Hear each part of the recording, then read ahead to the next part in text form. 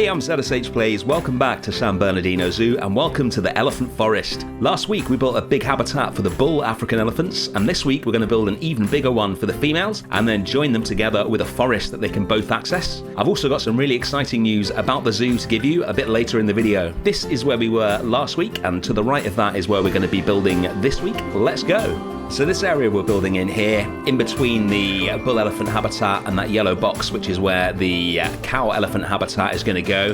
And who decided that elephants would be named after cows? That's the least original thing ever. They're such cool animals. I feel like people really should have bothered to give them their own names. But anyway, this is going to be where the forest is going to go. So as I explained last week, the way the forest is going to work is going to be the same as it works in Seoul Zoo in South Korea, which is that this is going to be an area that the elephants are periodically given access to, so that the trees and the plants, which all be real, will have time to recover from their destructive activities, and they'll be allowed in here maybe once or twice a week. In game, what I'm going to do is have this be part of the female elephant's habitat, so they can come in here whenever they like, and we'll get a few enrichment items and stuff to encourage them in here. And then the males won't be joined onto this habitat. I want to keep them separate, but we can move a male elephant into the female elephant's habitats whenever we want, mainly to breed them so we can get some cute little baby elephants, which I'll show you in a future episode, I'm sure. So I've made a sign here using one of Wyatt Andrews' Workshop's brilliant fonts. This is the same one that we used in Amazonia. It's a really cool kind of zoo-y looking font that I really like. I've cloned that a few times behind itself to give it a 3D look, and then we're using some small pole pieces to actually fix it onto this rock wall, which is based on the rock columns we used to make the waterfalls. And like I said last week, the major inspiration for this habitat is the elephant habitat at Chester Zoo, which is really cool. If you're ever in England and you get the chance, I'd highly recommend that zoo. It's one of the best zoos I've ever been to. So I'm moving through this part really quickly because you've seen me do basically this last week. We're just going to get the sloped ditch in to keep the elephants in, and then put some fences in so that the guests can see. And then we're going to do some work on these paths. One of the ways to fill in holes in the path, if you get that, is if you're building big paths, is just change the width down to a smaller width, and you can build in between the holes, like here, and then you just end up with these two little curves here. We can't get rid of the curves because it's a raised path, so we'll use some rocks and a cute little statue of a baby elephant to fill this space in and make it look like this is actually supposed to be here, something you do quite a lot of when you're pathing in Planet Zoo. But once you've done it for long enough, you kind of get pretty decent at covering up the holes and making it look like something's supposed to be there. Next up, we're going to raise the terrain at the back of the forest area to make sure we get some good viewing. So we just do that pretty subtly, and then we will do some terrain painting. I want this to be soil rather than the sand that we've used for the elephants, because we're going to be planting grass and trees and things like that here. We'll mix in a little bit of the two different types of sand as well, just to get a nice natural look. And then we'll get the fences in to cordon this area off so that we can have it so that IRL, the elephants will only be allowed in here a couple of times a week. So we'll use the elephant fence that we built last week, and we'll just build around the area, get a nice curved natural shape. You always want to avoid any sharp edges in habitats, so we'll curve this round this area and then join it up to the fences that we already have in the bull elephant area. There we go, just one more piece, and then it's time to get the actual foliage in. So we're going to build the whole forest using just one grass piece, one bush, and then a handful of different trees. We want it to look really full, but we also want to leave enough space so the elephants can actually get in there with their hitboxes. There you go, chucked a sprinkler in as well to make it look like it's being watered, which would be necessary in Southern California. And I'm really happy with how that forest looks. We need to let the elephants in here as well, so we'll turn a couple of the fence pieces into gates just by spinning them round, and then adding an extra piece onto the end and deleting the bits at the bottom that join up with the ground, so it looks like it would actually open and close. No point in building a gate from scratch when we've already got this fence, and you'd imagine the gate would look pretty similar to the fence anyway. So we got two of them in here, got a nice wide space that the elephants will be able to get through. We'll put another end piece onto this one on the right as well, and then we'll go in and get rid of the bushes that are in the entranceway, because this would be flattened by the elephants if it was there. So we'll just get rid of those and move the last one into here, start getting a kind of pathway.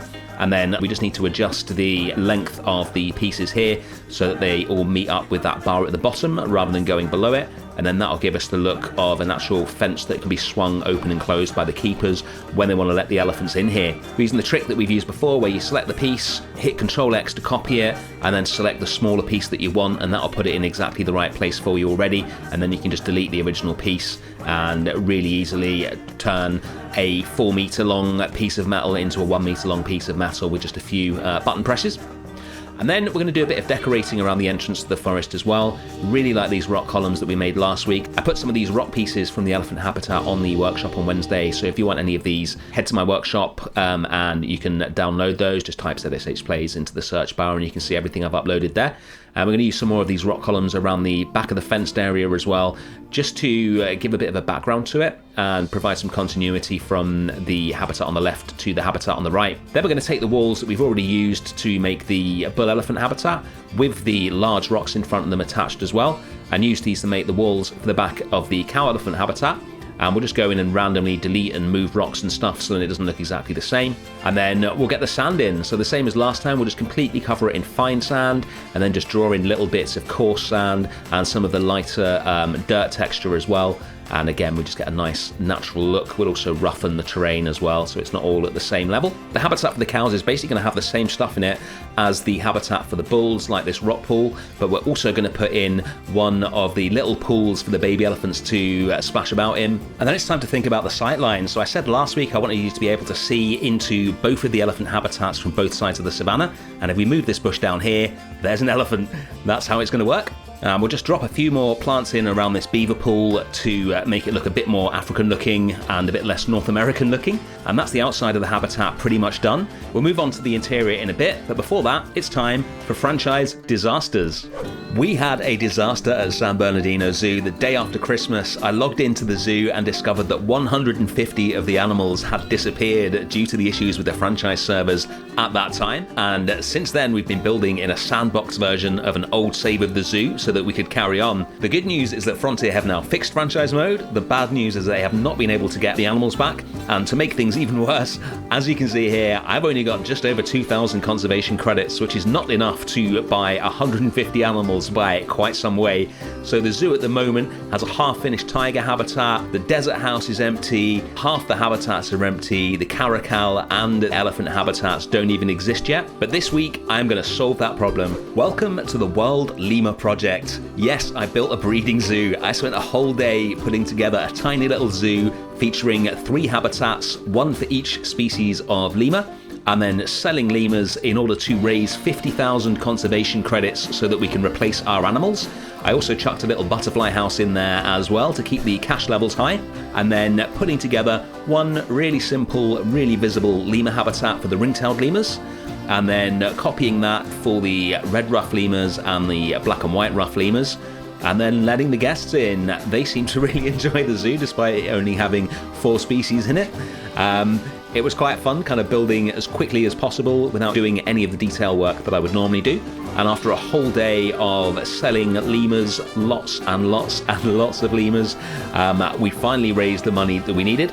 I picked the lemurs because they're really easy to breed and everybody loves lemurs, so I figured it wouldn't be hard to sell them on the market. But eventually, at the end of the day, we finally got 50,000 credits, and that means this week I'm going to be able to go in and buy all the animals back that we need. And as of next week, we are going to be back in the real San Bernardino Zoo with all the habitats we built since Christmas, all the animals present and correct, and normal service will be resumed at last.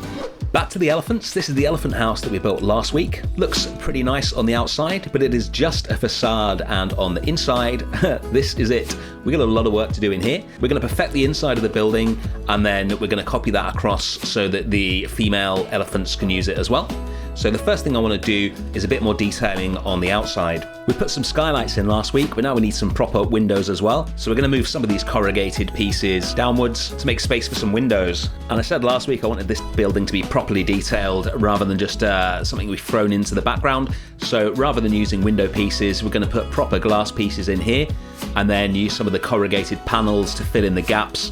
So we get a nice proper recessed window that actually looks good even from close up as well as looking decent from far away. We'll use 2 planes of glass as well because you get a slightly more opaque look to it, so you can actually see that there's a window there. If you're wondering where the realistic security camera on the side of the building comes from, that is a workshop piece by my boy Beezy. I'd highly recommend downloading it. Next up, we'll move inside the building and start putting some detailing in around the fairly basic grid pieces that we've used just to bring it to life a bit and make it look a bit more realistic. No need to make it look beautiful as the guests won't be able to get in here, but yeah, we want to make it look good, if not beautiful.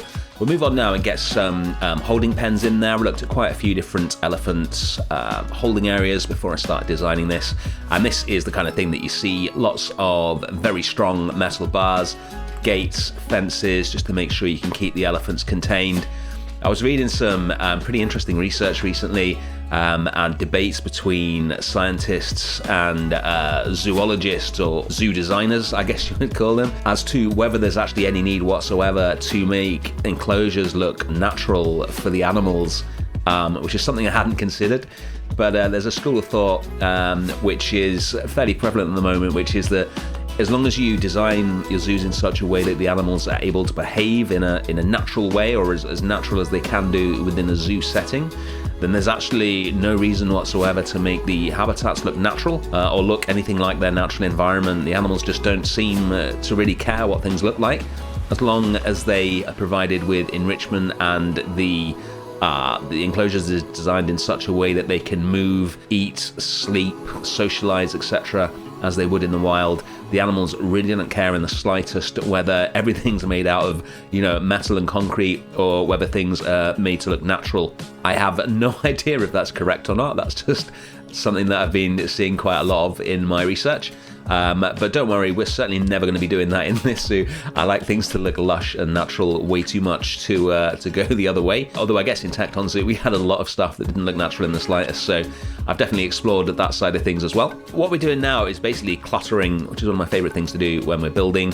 I've actually got a little tab called Clutter that you can see at the bottom there, and it's basically a collection of objects and items that I've marked with that tag that work really nicely to just add to habitats, whether it's stuff like these shovels here. I imagine you're going to be doing a lot of shoveling when you're dealing with elephants, and you're definitely going to need a big wheelbarrow once you finish shoveling. It's really helpful when you're detailing habitats to have a tab like this, a custom tag, so that you can just go in and easily find all the items that you can use to add the final level of detail to builds, like the air conditioning unit there, some security lights on the outside. We'll put a couple of those in, and then we'll put some hay inside each holding pen so that the elephants have got something to sleep on, using random rotation as always, so they don't all look the same. And then we'll move on and add something that we add into every build, some decals, just to grunge the place up a bit and make it look like animals actually live here, so everything isn't perfect. And we'll get a little grunge on the outside of the building as well, on this concrete here. With the building finished, we'll copy that over to the cows habitat as well. And then the last thing that we're going to do is cover up this final hole in the path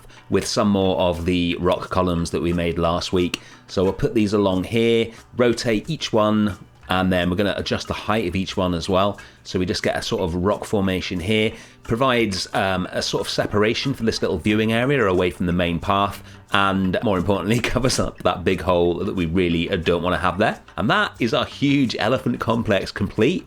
Let's take a look at it. Here's the view into the habitat from the forest. So you can see we've got two of our females here already.